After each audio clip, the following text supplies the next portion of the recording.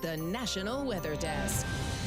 Well, good morning and welcome to the National Weather Desk. I'm Janae Bowens. The past several weeks, parts of the country were hit with severe weather, including tornadoes, strong thunderstorms, and flooding. Other places are preparing for the possibility of wildfires. Dry, windy conditions can quickly spread flames. Meteorologist Audrey Lee is in northern Wisconsin with details. A little rain may have dampened the ground, but not the danger. Warm winds and dry brush are keeping northeast Wisconsin's wildfire risk high. That's kind of the main reason why the fire danger has been elevated the past couple of days is those winds were really howling yesterday and even today. It's not unusual to see an increased risk of wildfires in spring, but with lesser snowfall in recent years, the danger is becoming more frequent and harder to manage. And so those fuel conditions just are continually drying through the winter, and then it comes to spring, they're even drier than a typical year. Wisconsin fire rangers have had a busy few days, responding to more than 60 wildfires across the state. Residents are eager to get out and enjoy the warmer weather, but some spring activities can fuel wildfires. We typically see people with the nice weather, cleaning up the yard, burning sticks, burning material, stuff like that. And with these dry, windy conditions, that fire can get out of control relatively quickly. The DNR says now's not the time to light up the brush pile. With these dry, windy conditions, even if you are keeping it small, doing it safely, it can still happen to you. The simplest answer is to avoid any kind of burning and just to be educated on the burning restrictions for their local area. If you do choose to burn, clear the area around your fire, keep water nearby, and make sure the flames are fully out before walking away. It's been more than a month since a historic spate of tornadoes tore through parts of Arkansas and the country's midsection. Meteorologist James Bryant tells us what the final surveys reveal.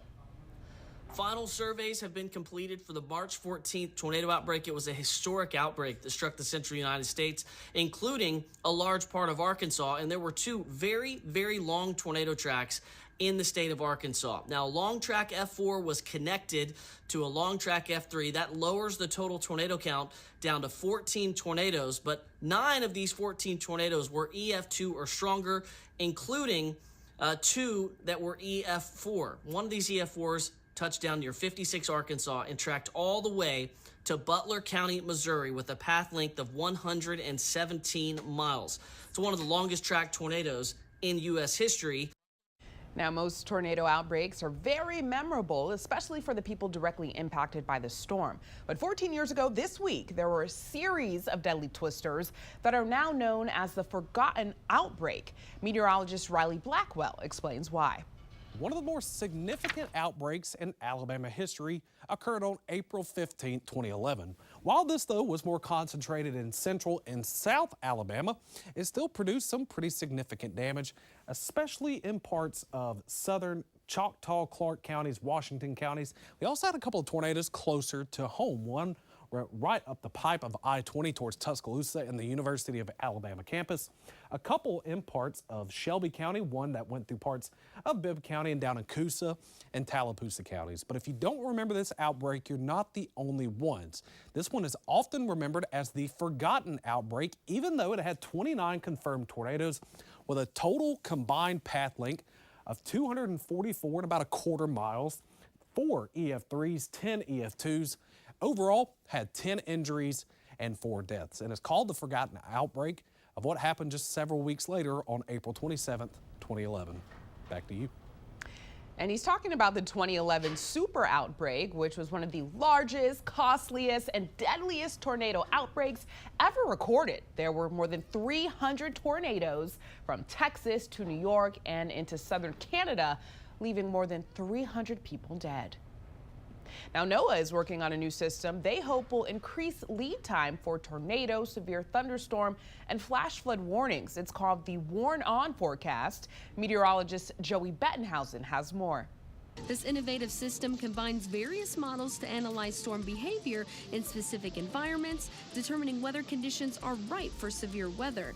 By running this ensemble, meteorologists can gauge the potential strength of thunderstorms, identify possible hazards, and predict the storm's path. Thanks to the impressive success researchers have had with this model, it's now being made available to forecasters across the country. What it's done is it's transitioning from an experimental mode where we run it within this building only for a select few cases to something where it's run within the National Weather Service and is much more widely available. So the big advancement is that it's going to be more routinely available across the United States. The Warn-On forecast system has made great progress in predicting small-scale features like supercells. These powerful storms are notorious for spawning tornadoes, damaging wind gusts, and large hail. The system works by analyzing the environment where a supercell might develop, considering factors like moisture, lift, instability, and wind shear. With these advances, we could see better warning lead times, giving people more time to prepare and stay safe. That allows you to have improved prediction of those storms or the likelihood of them occurring. And that goes, from the warning scale of a matter of hours out to days in advance. While we're not yet able to predict a tornado hitting your exact block, the Warn-On forecast system has been spot on in forecasting the threat of hazards. We have provided guidance for 27 different tornadoes that was used by the National Weather Service to provide more than 1 hour of advance notice. We got evacuated out there. The Warn-On forecast system can also be used for wildfire potential. This can be useful to assess the environmental conditions that impact how quickly a fire spreads, and it also is useful for predicting where the smoke plume is going to go and how that can impact visibility and road conditions. Solar storms were expected to create excellent viewing opportunities last night for the Northern Lights. Over the past year, we've seen an unusual number of nights when the aurora borealis has been visible across the northern part of the country. Meteorologist Eric Kostreva explains why these stunning light shows have been so common. The aurora borealis is actually a natural phenomenon that occurs in our atmosphere when we have solar winds. Solar wind is the constant flow of energized particles from the sun. When the sun creates events that send a larger amount of particles towards the Earth at a faster rate, called coronal mass ejections or CMEs, as they arrive and interact with the Earth's atmosphere, they create the dancing lights we see in the sky. So what is leading to the uptick in activity as of late? The sun actually goes on an 11-year cycle called the solar cycle, and it reaches a maximum and a minimum once, every 11 years. So right now we are approaching a solar maximum. That maximum allows for more active regions on the sun, called sunspots. These go hand in hand with the coronal mass ejections mentioned earlier, as a higher number of ejections occur alongside a higher number of sunspots. Our current maximum will peak in July, but above average chances of CMEs will continue for the next few years. These events themselves, however, are not enough to cause the colors within the northern lights. And our atmosphere is the second component alongside the energized particles from the sun that give us those vibrant colors that you can see a little bit better on that low light setting of your camera. It's the oxygen and the nitrogen that are abundant in our atmosphere. That collision with the electrons from the sun give us the reds, the greens, the purples, and the blues. The oxygen gives us the reds and the greens higher up in the atmosphere, and then a little bit lower, the purples and the blues come from the nitrogen. While the lights are lovely to capture and see, these solar storms can be dangerous to infrastructure and life on Earth if they are strong enough, like the Carrington event that happened in 1859. The storm was strong enough that it caused electricity to jump between poles and brought a lot of the power grid at the time down. To have a storm that strong nowadays would probably knock out most of our communication satellites and other satellites we have out in space, and probably wreak havoc on our power grids. And check out these images from the Skagit Tulip Festival in Washington State. Thousands of snow geese descended on the millions of tulips growing there. It's believed to be the last flock of geese in the area, and they likely were looking for food. The other geese already started their 3,000-mile journey to a Russian island in the Arctic, where they nest and raise their young. And coming up on the National Weather Desk, we head to northern Michigan and find out how recent cold weather has impacted farms as they prepare for the growing season. And we show you the origin of the well-known saying, April showers bring May flowers.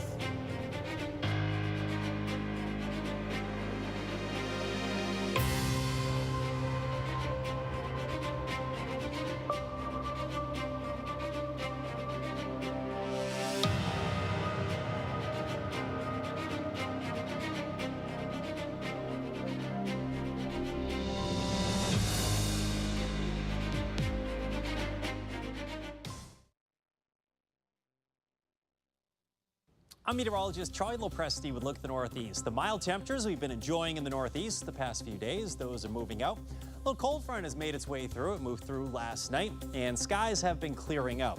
More clouds, however, they're moving back into the picture today, courtesy of some colder temperatures aloft and a little upper low aloft. This is about 1:30 in the afternoon. Those temps will leave a lot to be desired today. The wind will pick up today as well. We'll get some gusts over 30 miles per hour. Sunshine returns on Thursday, and temps will get a boost back near 60.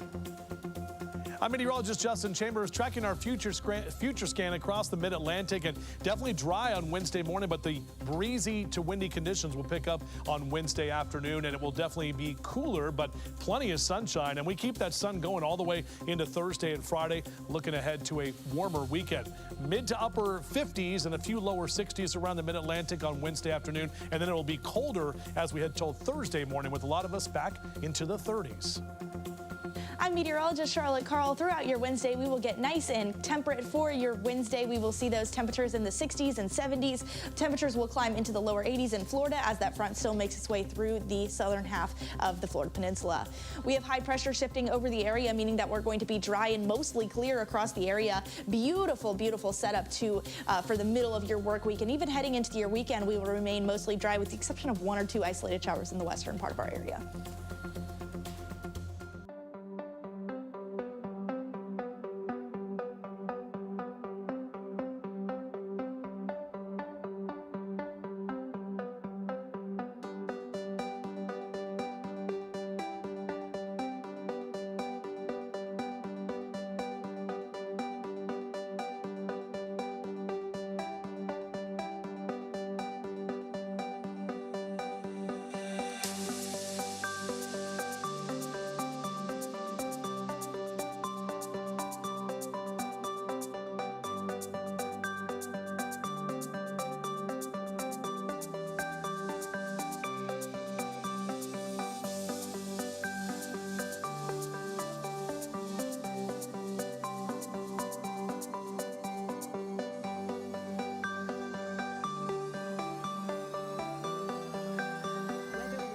Presented by the National Weather Desk.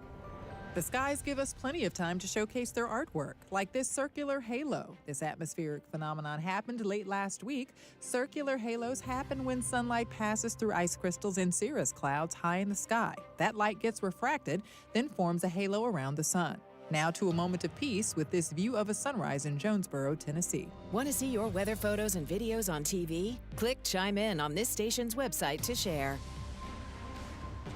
In Michigan, temperatures are warming up and most of the snow has melted. Farms around the region are getting ready for the growing season. Meteorologist Trevor Robideau shows us the preparations at a local vineyard and fruit farm. In the spring leading up to the bloom, there is a lot more to do than just plant new crops. We have a couple blocks where we've already ripped things out and we're replanting, so we've got to prep the soil. But everywhere in the vineyard, we're going around and we're going to start measuring the nutrients in the soil, and then we'll start prepping to do the nutrient management for the vines as well. This is also a time to prune branches and vines. This is done to encourage the plants to bear more fruit. We've got to maintain a balance between the vegetative growth that the tree just wants to push, because if it focuses all its energy into the vegetative growth, you won't get a crop. Size management is also a big thing. There are also a lot of things farmers have to worry about that are out of their control, like Mother Nature, for example. We kind of like cooler springs in that it delays the bud break of the vine, so we don't have as much concern for spring frosts. This winter and spring has kind of been a dream for a fruit grower. We had a nice cold winter, trees really got dormant, and then this spring has been a nice slow warm up. You know, we've barely been up past 40 for many days, so it's really nice because it's giving us more time to get these activities done. But besides just the weather, the farmers always have something to deal with. Deer are a huge problem because they will go in and eat all the buds off little trees. And in apples in the winter too, we've seen a lot of deer damage. We've also had a couple bears in the recent years. The list goes on. There's never a shortage of items on the to-do list for farmers. It's kind of the same thing every year to an extent, but there's always some kind of surprise here in Michigan. Now is also when at-home gardeners can get some of their favorite plants and flowers ready for the season. If you're a fan of hydrangeas, meteorologist Jeff Exline has some tips on how you can ensure perfect flowers this summer. Springtime, time to prune your hydrangeas. Now, make sure you know what type of variety of hydrangea you have before you start pruning, but I have endless summer hydrangeas, and these old flowers from last summer actually help with frost and hard freezes during the wintertime. Well, once you start seeing new growth on your hydrangeas, green leaves here towards the bottom, that's when you know it's time to start pruning. Now, this type of hydrangea will grow off of the old wood. So if you see a bud right there, the last bud that you see up, you just want to cut right above it at a 45-degree angle. Look for branches that are completely dry, brittle, and show no signs of green beneath the bark. You can also look for branches that are hollow. Cut these off towards the base of the plant. The goal is to remove dead or damaged wood and any spent flower heads while leaving new growth and buds intact. A little spring cleaning, or TLC, this time of year will go a long way in producing some beautiful hydrangeas this summer. Now, while this time of year is great because of blooming buds and warmer weather, there are also many dangers. We're now entering tick season, and depending on where you live, this year could be a bad one for the small bloodsuckers. Meteorologist Brandon Stover has more. The warm season is here, and that means the critters are out. Bigger ones may stand out the most, but it's the smallest ones, like ticks, that deserve most of our attention. They cannot fly and they cannot jump. They climb up on the vegetation and they just kind of wait there for an animal to pass by, and then they grasp onto that animal. Blood is what they are looking for. Ticks are parasites and are closely related to spiders. The main concern with ticks is their ability to transmit disease. Lyme disease is carried by the deer tick, also known as the black-legged tick. And the Lone Star tick, also found here, can lead to a bizarre side effect in some people. It can cause a meat allergy. Ticks cannot transmit disease by simply walking across your body. The tick actually has to be embedded for about 24 hours or more before it can transmit a disease, if indeed it has a disease to transmit. That's better news, and this also means you can take action to lower the risk, like taking a shower and inspecting yourself after being outdoors.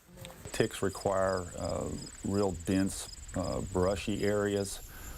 They require high humidity. They don't like direct sunlight. Stay in the middle of the trail if you can. It's a good idea to wear light-colored clothing. You can use DEET products as a repellent. If you see one on your skin, remove it as soon as possible. You are supposed to get tweezers and grasp the tick as close to the skin as possible, and then slowly and steadily pull upward to remove the tick. You have to watch for ticks any time between the last frost in spring to the first frost in the fall. It's not bugs, but deer that are causing big problems in a Wisconsin town. Now, they have gone from an exciting backyard spotting activity for some to becoming a major nuisance. Local officials and residents are working on a way to humanely and effectively curb the growing number of deer in busy residential communities. Marlo Lundak has more. As a community with a lot of rural area, Howard has deer in and around the village. Last couple of years, though, it seems like the deer population is getting more prevalent. The numbers are getting bigger. Village President Burt McIntyre says a booming deer population has led to more and more complaints about deer in the higher density areas of town, decimating trees and gardens. It's a problem that the village has created for itself, simply by the fact in the last 10 years we've had significant growth, so it's moving that deer population around. McIntyre says the village will do whatever it can to address the issue, but it's an interesting problem because there's really only so much the village can do. Several potential options include new ordinances or the expansion of the bow hunting season. McIntyre says he's been in touch with the DNR, the university, and is looking at what works in other areas too. But for some, trying to stop the problem seems silly. If you don't like deer, stay in the city. If you buy in the country and all this building that's going on out here, you're taking all the habitat, and where are the deer supposed to go? McIntyre understands it's a double-edged sword. He and his family enjoy watching the deer in their yard too. We've counted up to 17 deer roaming around the backyard, and we had 5 fawn that actually grew up in our backyard. There's not going to be any fields and forests left. It's going to be all neighborhoods. You can't kill all the deer. I guess you can, but I wish you wouldn't. And time now for a short break, but first we take in views of Mount Shasta in Northern California.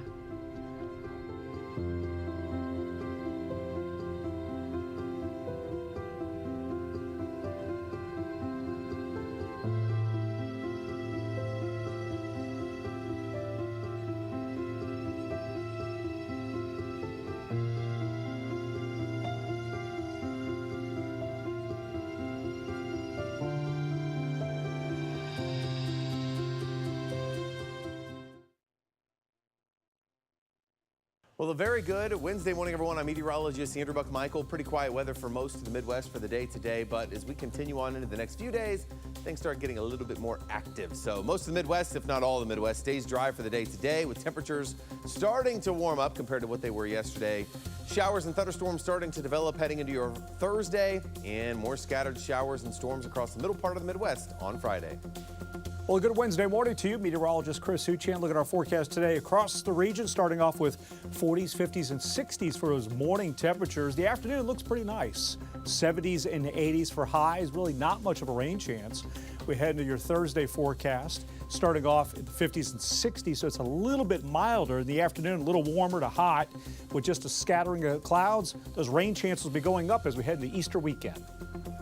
Good Wednesday morning, everyone. I'm meteorologist Stella Sun. An area of low pressure will spin out some cloud cover and some showers across Southern California. Meanwhile, high pressure will keep the Pacific Northwest mostly dry. Temperatures will be in the 60s from San Diego up towards Seattle, warming to the 70s in Boise, Salt Lake City, as well as Denver and Phoenix. 92 degrees later this afternoon. In the middle 80s through Albuquerque, New Mexico. 60 degrees later today in Spokane. That's the scene from here.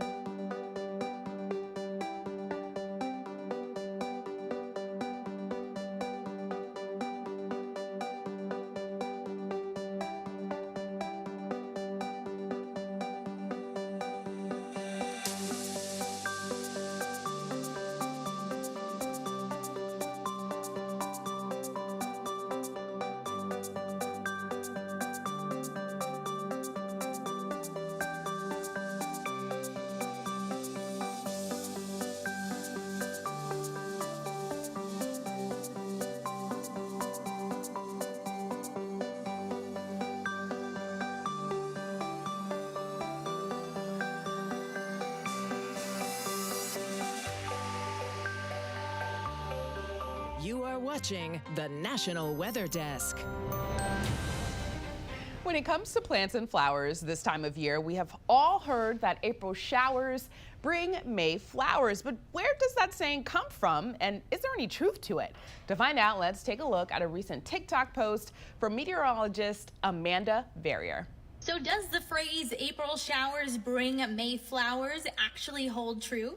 To know the answer of that, we need to go back to its origins. It is said the phrase dates back to Thomas Tusser, who was an English poet. With him being English, this phrase is more in reference to the weather in the United Kingdom. April tends to be the rainiest of the season for that location. Flower growth doesn't just depend on rain, though. It is actually more dependent on temperatures. The average last freeze in the UK is mid-March to late April. The average last freeze in the United States is the end of April or beginning of May. Now, we'd love to share your weather content on the air. You can find us on all your favorite social media platforms, including Facebook, YouTube, Instagram, and TikTok. Just search the National Weather Desk. We'll be right back.